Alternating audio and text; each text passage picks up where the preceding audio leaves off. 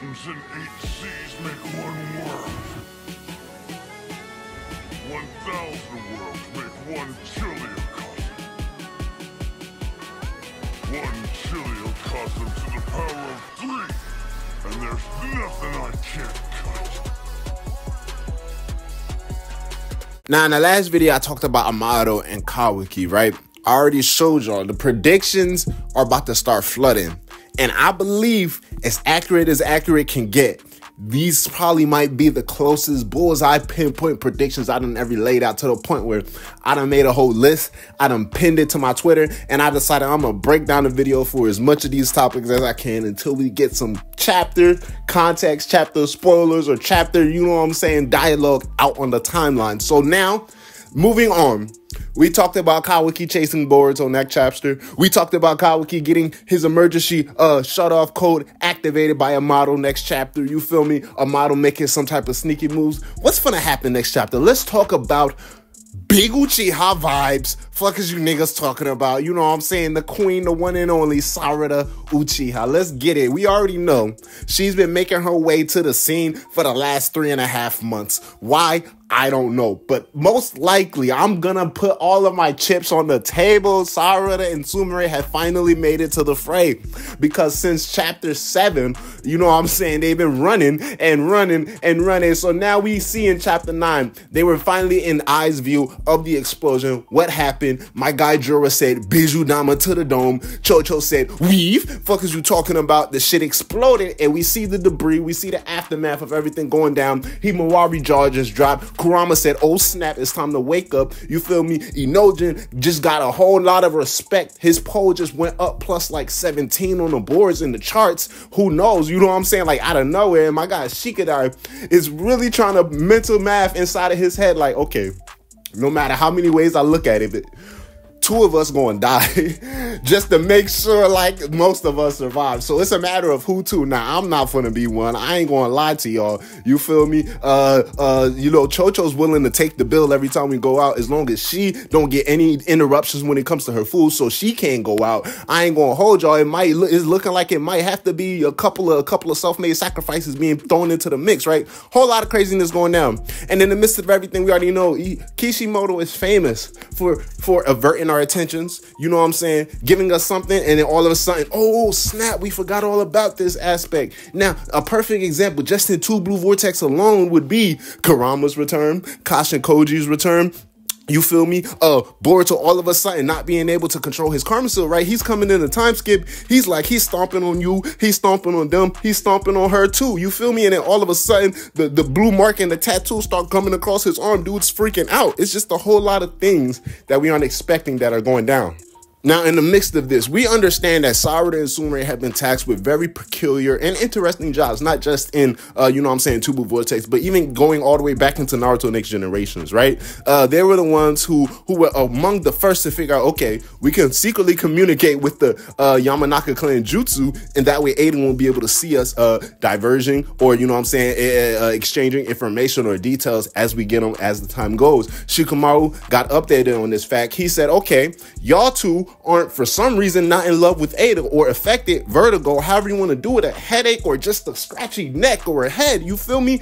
Ada is not affecting y'all. So if push comes to shove, we gonna need y'all to shove a couple of kunais down her, you know what I'm saying, down her heart, you feel me? So just to keep it a buck with y'all, and Sarada and Sumire, they got the task, they got the mission, they understood what was at stake, and they've been rolling with it. We fast forward 3 years down the timeline. Ada is confused because it's like, head scratcher, Boruto's Kawaki, Kawaki is Boruto, but why the fuck do y'all two, you know what I'm saying, think everything is how it's originally supposed to be? Are y'all even in love with the nigga? Like, what's to talk to me? You feel me? Ada just asked them straight up, flat out, chapter 1. And then, you know, Sumire letting us know, obviously, you know what I'm saying, her parents are in the root. Her parents have connections to Danzo. We already know how secretive and, you know what I'm saying, how informative Danzo and his organization was moving. Sumire, since a baby, since a child, has been trained to, you know what I'm saying, let the eye see what the untrained eye can't see. If you know what I mean, then you don't know what I mean. Like, let's just roll with it. But since a youngin', she's been in the shadows and been taught how to pretend to be in the light. We seen in the academy days, happy-go-lucky Sumire, it was kind of her personality, but at the end of the day, it was a facade. And now we see here in these marks, she's able to put on the face, she's able to put on the front, she's able to remind Sarada time after time again, yo, Face up, you know what I'm saying? They can't know that we not really with it. You feel me? Like, play the part, shorty, play the part. And she's trying to let Ada know, what are you talking about, shorty? Like, we just out here fronting, but we still in, like, you know what I'm saying? It's Team Ada all day, every day. So a whole lot of things are going down, and it's just letting us know, Sarada and Sumire, sorry, don't take your eyes off of them. Don't take your eyes off of them. And then last chapter with everything, the surprises of Team 10, the surprises of Jura, and even the surprises of the Nine Tails return. I feel like Kishimoto has been doing all of this slowly and surely, just to be like, y'all been waiting for it.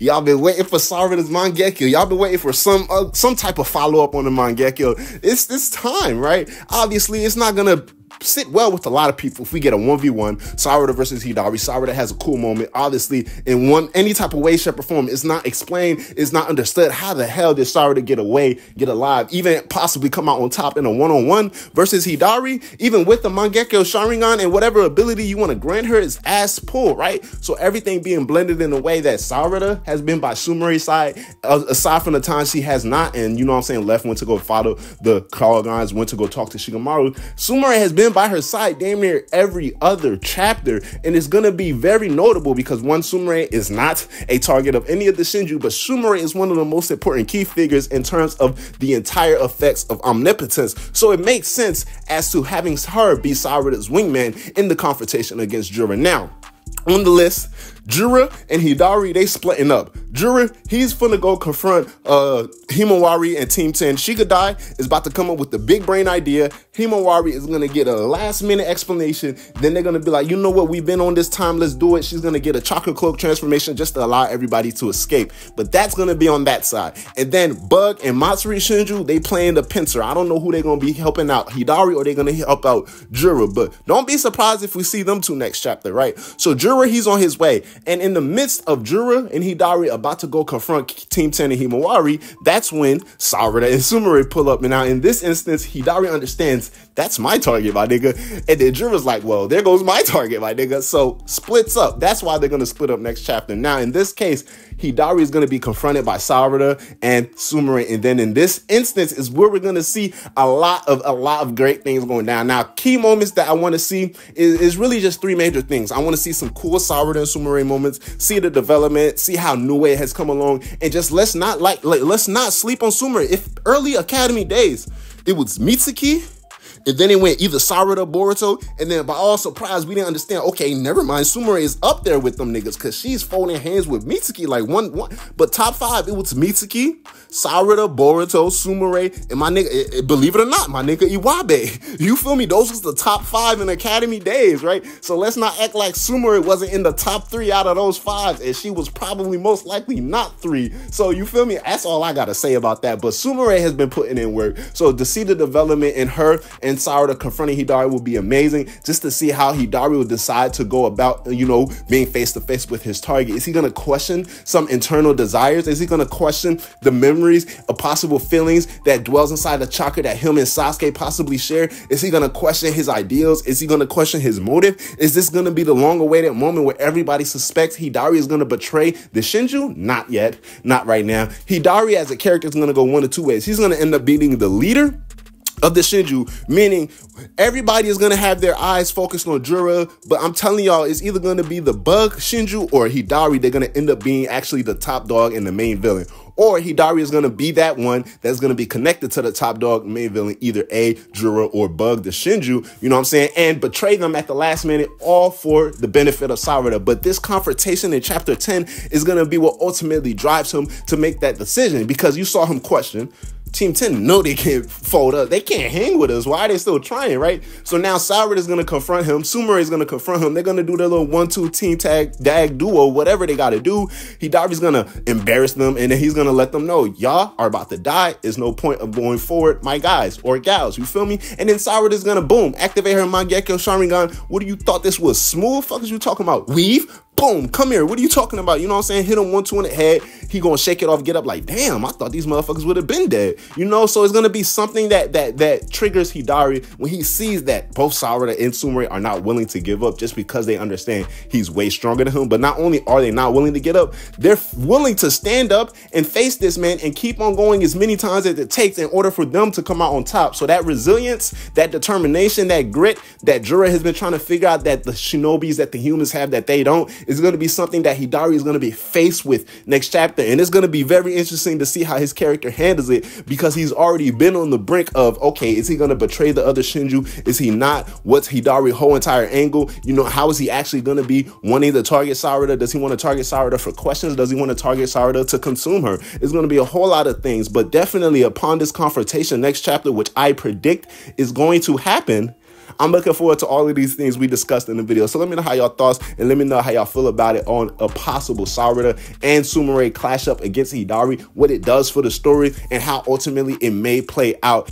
It's your boy Black Uchiha 3. Boruto 2 Blue Vortex Chapter 10 is going to be one for the books. Mark my words. Kishi's going 10 out of 10. And your boy Black Uchiha damn near is calling out the whole chapter a month early. You know what I'm saying? So holla at your boy. Let me know how you feel in the comment section below. I'm holla at y'all. Black Uchiha out. Yes, sir. Ski. Can we take a trip to the sky? Show them that our limit's too high. Cocoa butter hips on the west side.